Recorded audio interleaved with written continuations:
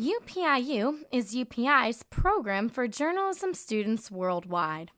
Users register to upiu.com, submit stories, and receive feedback from our mentors. If the story is top quality, it gets published on upi.com, one of the world's most respected wire services. For example, Bai Bai Bao is a journalism student at Peking University in China. She submitted a great story about a woman in China with muscular dystrophy. She received feedback from the UPIU mentors, and eventually her story was sent for publication to upi.com. Register for UPIU with your school email address.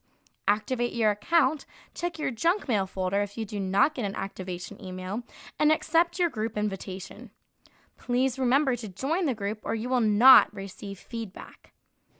If you want to do well on UPIU and have your story published on upi.com, it's important to carefully select a story idea. Choose a topic that is specific to your geographic area, but that will be of interest to an international audience. Consider cultural, environmental, financial, business, or sport-related ideas that are unique to your town or country, but that have relevance in other areas of the world. For example, a story about a local soccer hero is interesting, but it's not a good candidate for UPIU. If that soccer player is selected to play for an international league, that's a real UPIU news story. A story about water quality problems in your town is good, but an even better story is one that also explores how water quality in your town compares to the water quality throughout the world. Here are some examples of stories that have done well on UPIU and have been sent to upi.com. Shiv Sunny from India wrote about a school lunch program that has teachers spending all day preparing food instead of teaching in the classroom. Bai Bai Bao of China wrote about China's inflation rate and how it hurts average Chinese citizens.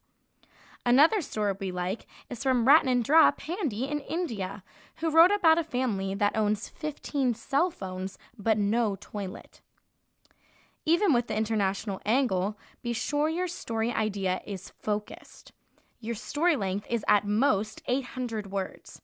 For example, a story that is an overview of educational problems in your local school system is going to take weeks to report and will be too long. A better plan is to focus on one problem, such as overcrowding in classrooms or teacher pay cuts. A focused story is easier to report and write. Interview at least 2 sources for your story, including an expert or person with personal or professional involvement with the story topic. Avoid interviewing your classmates, friends, and family members. For a story about student protests on a college campus, you could interview students, professors, university administrators, local police, and government officials. Remember, interviewing is your first priority when choosing a story idea. If you don't have accessible sources, you don't have a story. Think it through before you commit to a story idea. Don't fill the story with too many quotes from interviews. Quotes are important, but use them sparingly, like icing on a cake. In most cases, you can paraphrase or summarize a source's comments, still attributing them to him or her in far fewer words than they originally used. Quotes work best when they are colorful, have active, punchy language, and make a clear point. For example, in a story about the closure of a government office in Grahamstown, South Africa, the reporter quoted a woman said, "Who's going to give a 60-year-old woman a job when there are already so many unemployed? They are spitting on us, our homes, and our families." The quote is compelling but concise and helps the reader understand the effects the court closure is having on real people's lives. It's good to illustrate your story with an original photo. Don't steal a photo from the internet, that's illegal. Instead, take your own photos or ask a photographer for permission to use his or her work.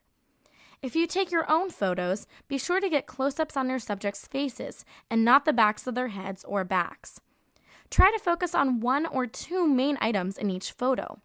For example, A close shot of one student shouting at riot police during a demonstration is often more compelling than a wide-angle shot of the entire crowd.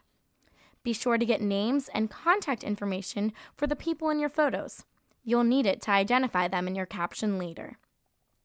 Once you've written your story, you can publish it on UPIU, and one of our mentors will review it for you. The mentor will send you an initial email with first-round comments about your story's overall quality and give you guidance on how to improve your story. You may need to do more reporting or information gathering, get more sources into your story to improve the article's balance, or remove your opinion from the article. Once you've implemented the mentor's suggestions and rewritten your article, you'll dig in together to polish the copy for possible publication at upi.com. It's important for you to follow up with your mentors and deliver the rewritten draft. Without revisions, very few stories ever make it to upi.com. In fact, most require 2 or 3 drafts or even more before they're ready. It's tough work, but you'll end up with a professional clip you can be proud of.